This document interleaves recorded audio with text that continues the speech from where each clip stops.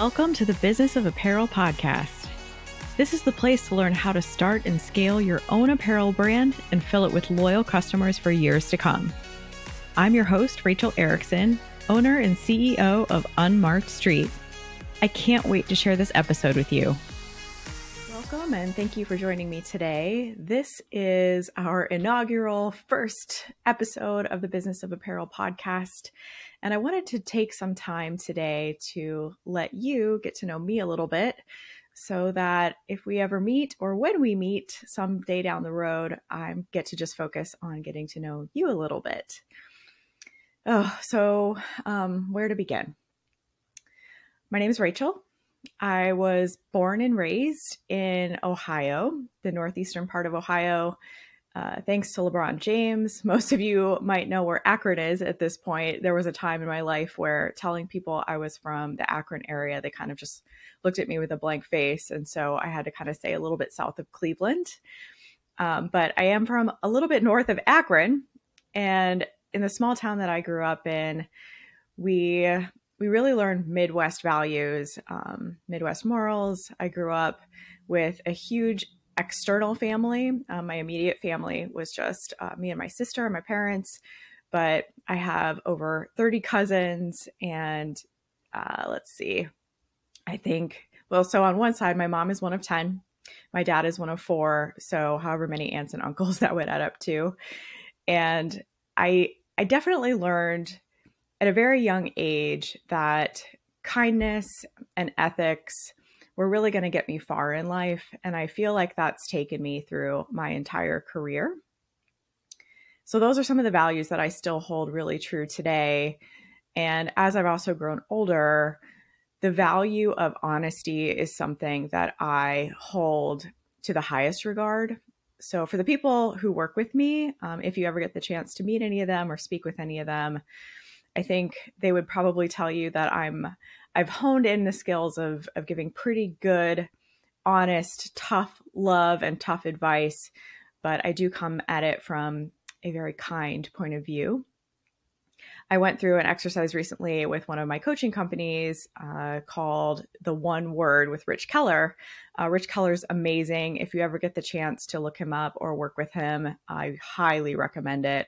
He will change your life in an hour by just telling you exactly who you are.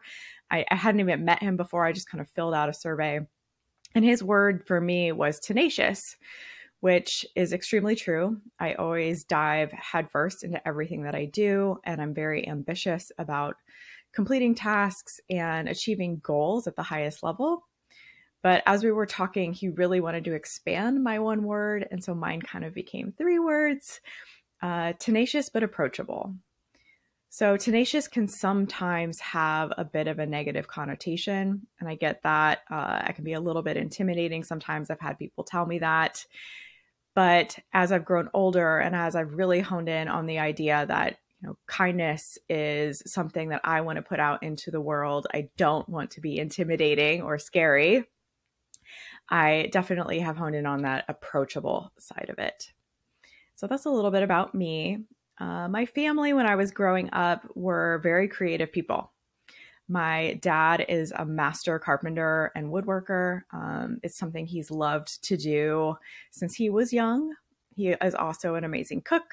And so I learned how to cook with him when I was younger and have kind of raised the bar on those skills as I've grown older. My mom was always super creative, into crafts, taught my sister and I how to do pretty much every craft under the sun. And when I was 7 years old, she taught me how to sew with her sewing machine. And that was really the beginning of my love of making clothes and making things with the sewing machine that allowed me to kind of move away from the daily stress and just hone in on creating and making and being creative on a regular basis. As I grew older into high school, I started making some of my own clothes and putting together some of my own outfits, which sometimes made me a little bit of an oddball out, that I was kind of wearing clothes that I had made for myself. I remember in my senior year of high school, I made a deal with my mom that for prom, I wanted this really special dress. And I made a deal with her that if she would help me buy that really special dress for prom, I would agree to make all of my other dresses for the other dances that year. So we had 3 or 4 dances every year, and events at the high school. And so I sat at the sewing machine and made myself whatever dress I felt like I needed for that event that year. And I learned a lot about quality in sewing at that point. And my mom would always find me in her dining room, pinning stuff, putting patterns together, cutting out fabrics, using the sewing machine. I probably drove them crazy being in the dining room sewing all the time. But it made it really clear when I was making the choice of where to go to for school, for college, of what I wanted to major in. So a little bit more about my family. A ton of my family is in the medical industry, and they're doctors and nurses and orthopedic therapists. And it made sense to me at the time to go into something with medicine. But I knew I wanted to be creative. So I started looking into art and music therapy as something I wanted to major in at school. I had been playing the piano since I was 7. And at the age of 17, I was getting pretty darn good at the piano and thought I might also then want to double major in piano while I took music therapy as an undergrad and then going into medical school. I was sitting on the floor in the dining room one day, pinning up a dress, talking to my mom about applications for school. And she just very naturally kind of asked why I never thought about going into fashion design. And it had never occurred to me to do something outside of medicine. And it really opened my eyes to the idea that there were other options out there and other ways to move forward, and that this passion and love that I'd developed around sewing and around clothes for so many years could become my career and my profession. And so I applied to the University of Cincinnati. At the time, they had the number 3 fashion design school in the country at the School of Design, Architecture, Art, and Planning. And I was early accepted with a scholarship because of my grades. And it was an honor to attend the DAP school at UC. It's something that everyone in the area of Cincinnati knows about because it's such a special place. A lot of really amazing students and professionals come out of that school. And I graduated in the year of 2007. I had become really close with my sister in college. We lived together for the last few years of us being there together. She's 2 years younger than me. And I think that closeness that we developed has been brought into my adult life and she's one of my favorite people on the planet. The only person who maybe beats her out is my husband, who is my best friend and the love of my life. So while we were at school together, my sister was also attending the School of Design, Architecture, Art, and Planning. She was a digital design major and really honed in her skills on web design, digital design, 3D design, graphic design. And then she married someone from the School of Design, Architecture, Art, and Planning as well, who majored in graphic design. And we'll come back to that in a minute. I'll tell you a little bit more about how they've helped me through my career and with my consulting company. In 2007, I went to work for Abercrombie & Fitch, and I was a technical designer there. I started as an assistant, coming out from 18 months of internship experience across the industry. At DAP, you're required to do 18 months of internship experience before you can graduate. So I spent 6 months in New York City as a graphic designer doing repeat patterns for licensed, how do I say this? A lot of it was like pajama bottoms that you would see at Target or Walmart at the time. We were licensed with Disney, Care Bears, SpongeBob SquarePants. It was a skill for me to learn how to take their art, turn it into a repeat pattern in Adobe Illustrator, really get good at those skills.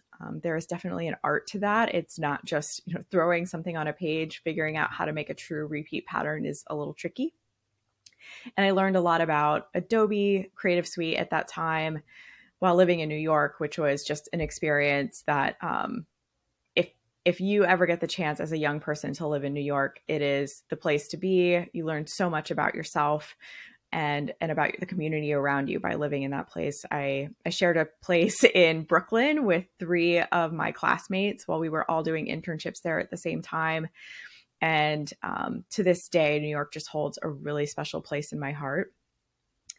I also did a 6-month internship as a merchandising intern at Disney World.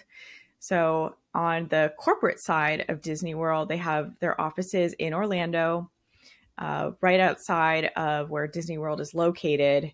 And so I was the intern responsible for helping to merchandise the cruise line. So at the time we had 2 different cruise lines heading out of Florida. And every once in a while we would get to go see the ships and see how the stores were organized and how the shelves were being displayed.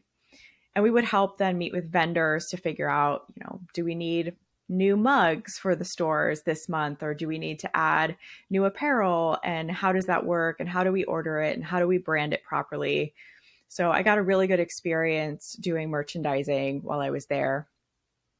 And then I finished my last 6 months of internship at Abercrombie & Fitch. I did my first 3 months as a technical design intern working on outerwear. And then I started my second 3-month term as a creative designer, also working on outerwear. So I was within the same team, but doing more of the sketching, the research, the trim development, the fabric choices. And so it was a different side of the business. About halfway through that 3-month stint, one of the technical design leaders had to go out for medical leave, and they asked if I could come back. And so I finished out that internship also in technical design and really realized that that's where my skill set was, where my heart was. I love technical design. I feel like I bleed technical design, dream technical design. It's just in me. And Abercrombie, when I look back on that time now, it was, 15 years ago when I worked there. It was one of the best jobs I ever had, despite all of the controversy that you'll read about for that company at that time.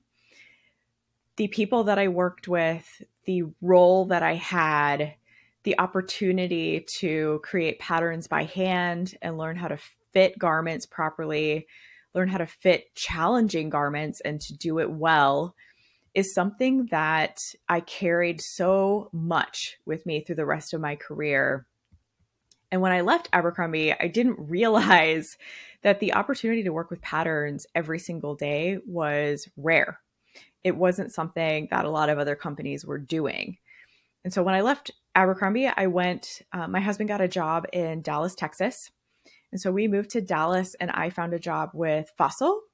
At the time, they had an apparel line. I don't know if any of you remember that. It was based in vintage clothing.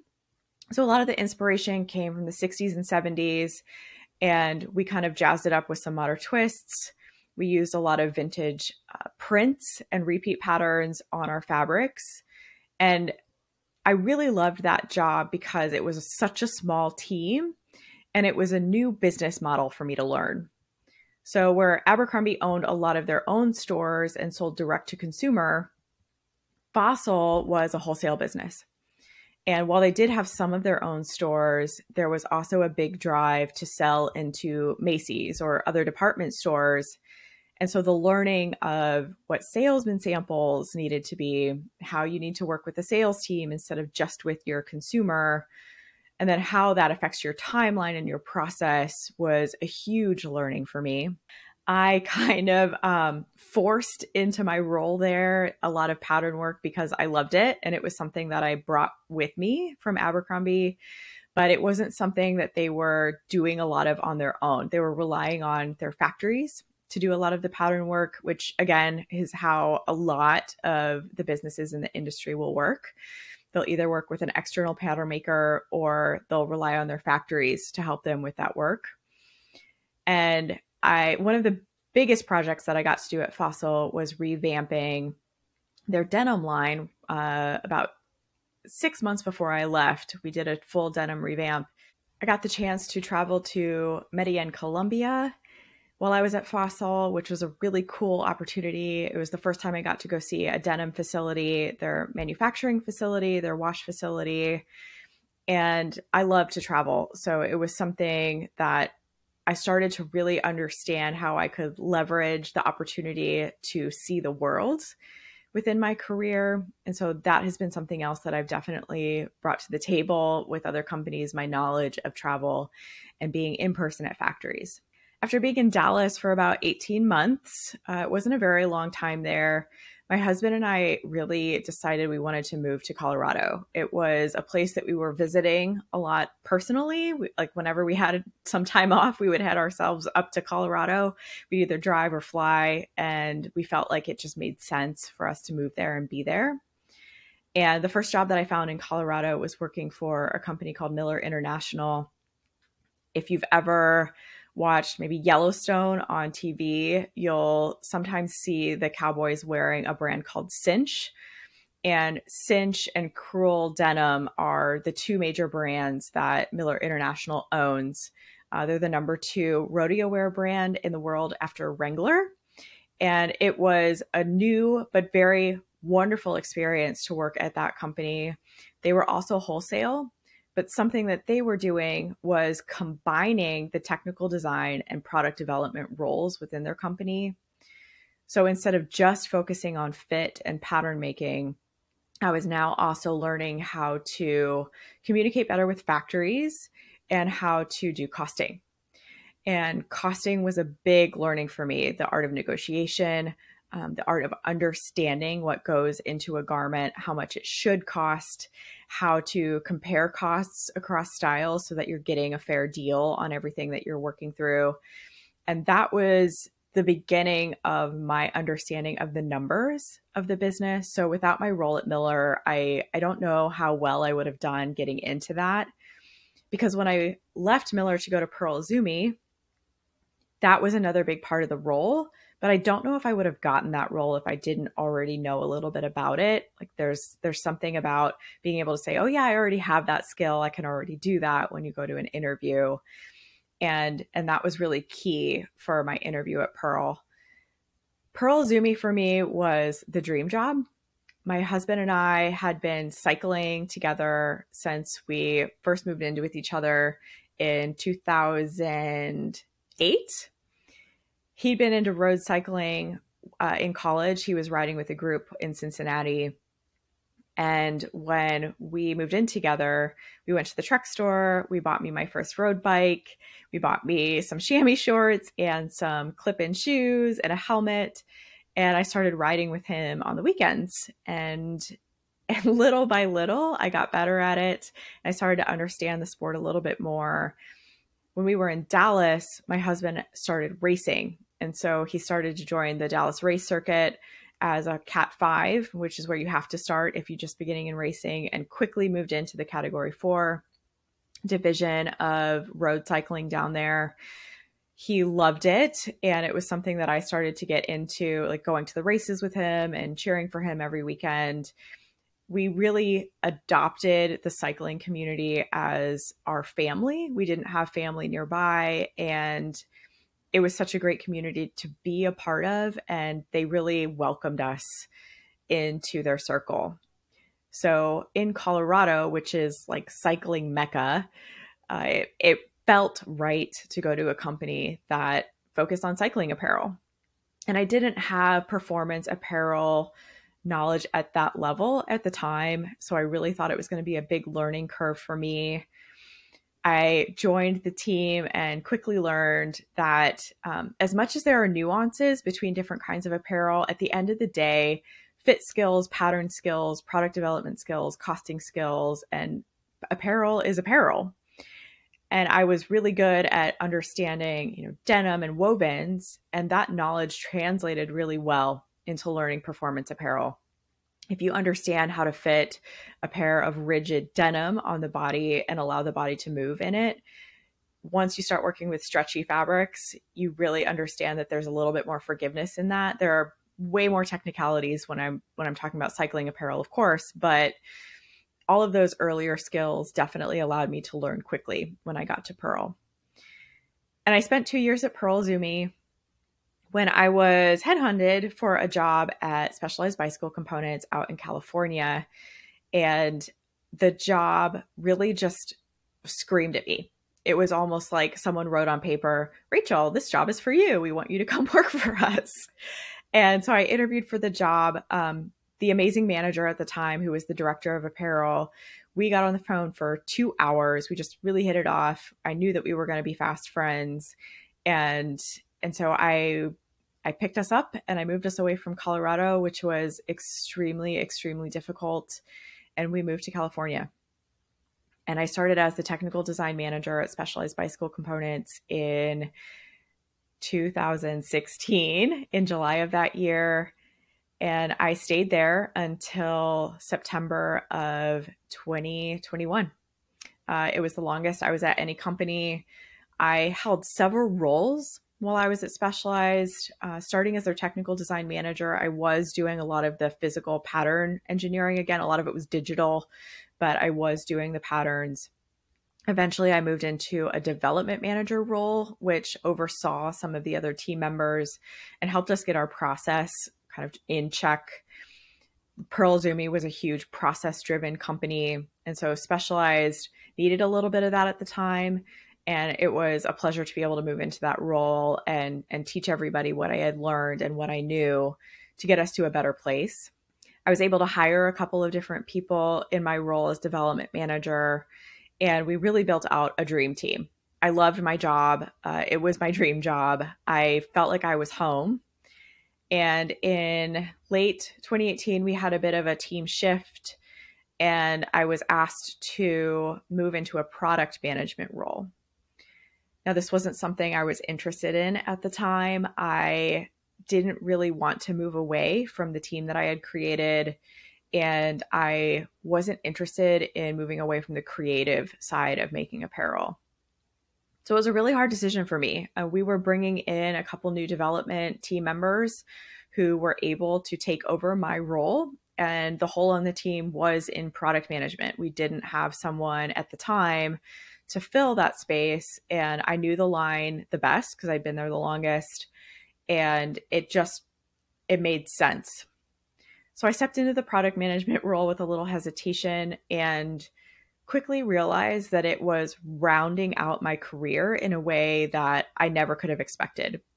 Without the knowledge of product management and business leadership, how to create a line plan, how to roll up revenues, how to take the costing that I understood and put a business plan to it so that we were hitting our goals every year. We were getting everybody their bonuses every year. We were selling what we wanted to sell, and we were making amazing product. All of that kind of came together for me during that same time as a product manager. Because I wasn't sure if I wanted to stay in that role, I explored the opportunity of project management, and Specialized supported me in getting my project management professional certification, which is shorthand known as the PMP certification through the PMI, the Project Management Institute. So I am certified as a PMP as well. And I was able to then bring that back to the team so that we were having better accountability on our change logs. So every time we would agree to make a certain product and then change our minds about it, I now had a better skill set to bring to the team to understand, okay, what do we do now about that change? How do we record that and make sure that it's applied to our KPIs at the company so that we're addressing all of this change that tends to come through the apparel industry? So that was a really unique perspective. It's not something I had learned anywhere else in the apparel industry, how to do proper project management. You're kind of always doing it as a developer. You're always applying timelines and process to the team, but understanding the rules that the PMI kind of gives to it is unique. And I think that that's something that was really valuable for me to learn and to give. Specialized gave me the confidence and the ability and the skill set to feel like in September of 2021, I could branch out on my own and start my very own consulting company. It was a huge leap of faith and something that I had in my heart for a really long time, to have my own business, be my own boss, have the opportunity to work not just with a single brand at any given time, but reach out and apply my skills, apply my knowledge, and help multiple brands know what I know, benefit from the skill sets that I have, and then take that and run with it within their companies. And so in October of 2021, I launched my very own consulting company called Unmarked Street. So Unmarked Street comes from Dr. Seuss's Oh, the Places You'll Go. There's a page in the book that says, you will come to a place where the streets are not marked. And for some reason, that felt like exactly where I was in my career. And I feel like it speaks to a lot of companies who are at a precipice, not understanding how to move forward with their apparel line, how to make money with their apparel line without needing funding, without needing business loans.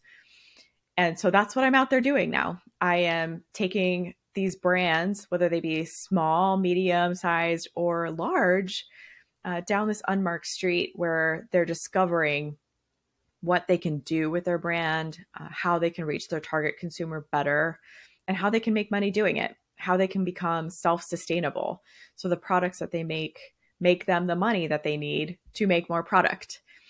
And it's a tricky business. It is something that I speak about a lot. I'm sure we'll get into it a little bit on this podcast more, is sustainable growth.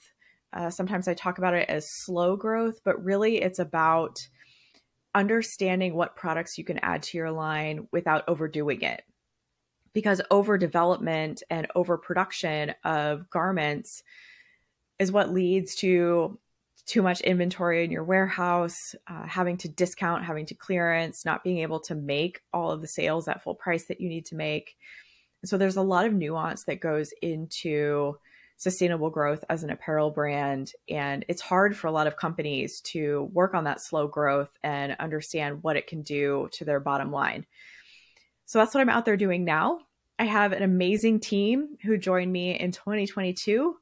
I'm so honored to have them working with me and helping me serve all of these brands that we've had join our company and walk with us step by step down this unmarked street. We've served 8 different companies in 2022, and we're looking now in 2023 to add 2 more to that roster. Announcements coming out soon about who those 2 are. So that's a little bit about me. I hope that this gives you a little more background of where I've come from, what my career and my life has looked like. I'm sure you'll get to know me a little bit more through the next episodes, meeting some of my friends, some of my colleagues, and getting to understand more of what I've done in my business and how I conduct my business. I really look forward to getting to know you someday as well. So stay tuned for upcoming episode number 2. I'm going to talk to you a little bit about how Unmarked Street helped me create my own apparel line and how that helps me serve my clients. Until then, have a great day. Thank you so much for listening to the Business of Apparel podcast. I would so appreciate hearing your thoughts on the show.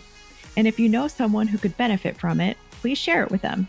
My biggest desire is to help other apparel professionals understand the nuances of our industry so we can all work toward making better product for a better world.